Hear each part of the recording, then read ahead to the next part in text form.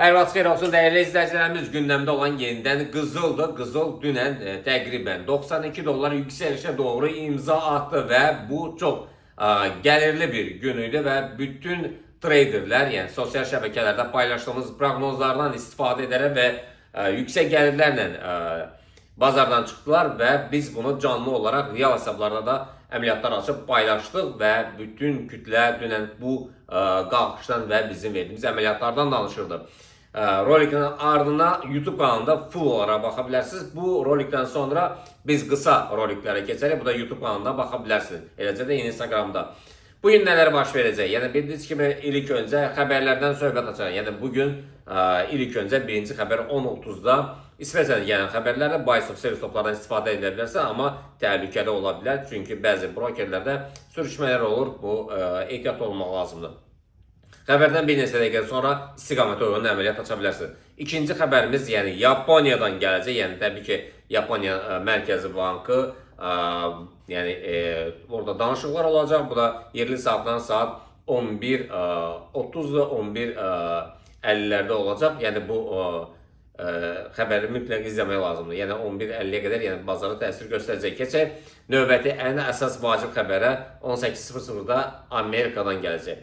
Neyse, gəlin biz baxaq görək qızıl bugün gündəlik missiya nə qədər olacaq. Yəni gördüyünüz kimi arkada bizim Magic platformamız və orada yuxarıdakı rəqəmlər qeyd olunub. Ona diqqət etsəz yaxşı olar.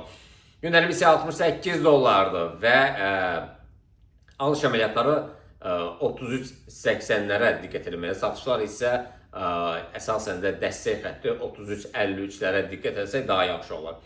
Və keçək biz Bitcoin'e. Bitcoin'e neler baş verdi? Bitcoin dünən nəzər çatdırmışdıq biz qızılda.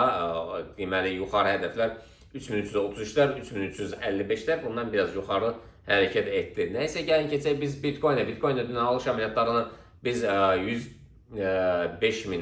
105 minlərdə nəzər çatdırmışdıq. Yəni 105.500'lərdə, 105.900'lərə qədər qalxdı. Satışlar isə 104 minlərdə, amma 103.600'lərə qədər indi qəşəng bir nəticə verdi və bugün səhər saatlarına 106.500'lərə qalxmana baxmayaraq 105'lərə qədər indi.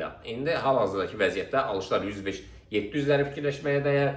Baxmaq lazım həmin nöqtəyə 104.800'lərdə isə satış əməliyyatlarına diqqət etmək lazımdır. Keçək biz neftə. Neftə nə baş verdi? Neft dünən bazar açılandan, yəni gaplə bərabər yuxarı doğru istiqamətlə davam edir. Yəni nə az nə çox 3 dollarlıq bir yüksəlişlə yaddaşlarda qaldı. Yəni bu çox mükəmməl bir qalxışdır. Gap bağlayacaqmı sonuna gəldi isə mən demişdim təbii ki bağlamayacaq dünən və qalxışları təbii ki demişdim ki yenidən qalxacaq və qalxdı. Biz elə bir ki hədəfləri 64.50, 65.95 götürsə belə 65.50'yə qədər qalxdı, yüksəldi. Bugün yəni təbii ki crude oil'da söhbət gedir. Future spotlara demək belə bir fərqi yoxdur. Bugün gündəlik missiya 1 dollar 84 sentdir və buy əməliyyatları 65'lərdən aşağıda dəstək xəttləri var.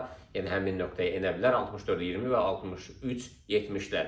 Nəysə gəlin funtun dollar rəqabətinə baxaq. Funtun dollar rəqabətinə bugün dünən axşam və yaxud da ki bugün bizə yazmışdılar ki bütün saytlar, bütün kütlə deyir ki, euro doların, funt dolara bugündən enəcəyini demişdi. Təbii ki, müqavimət dəstək xəttlərinə diqqət etmək lazımdır. Və gündəlik isə 844 pipsdir, dünən 1100 pips qalxdı və təbii ki, bu qalxışdan biz danışırdıq, həmin qalxışlar oldu. Ayın əvvəlindəki qalxışlar, çox sürətli qalxışlar oldu. Və bugün 1.35-400'lərdən alışlar, 1.34-800'lərdən isə satışlara diqqət eləməyə dəyər. Evronun rəqabətinə gəldi isə gündəlik isə 999 pipsdir və dünən 1000 pips qalxdı. Alış əməliyyatları 1.14